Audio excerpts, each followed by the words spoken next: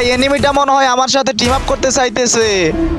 এ ভাইয়া সরি ভাই, আমি ভাই প্রথমে বুঝতে পারি নাই, সরি।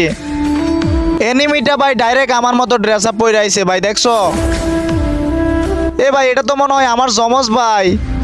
এ ভাইয়া তুমি এতদিন কইছিলা, আমি তো তোমারই খুঁজতেছিলাম। দেখছো ভাই ডাইরেক্ট হবু আমার মতো।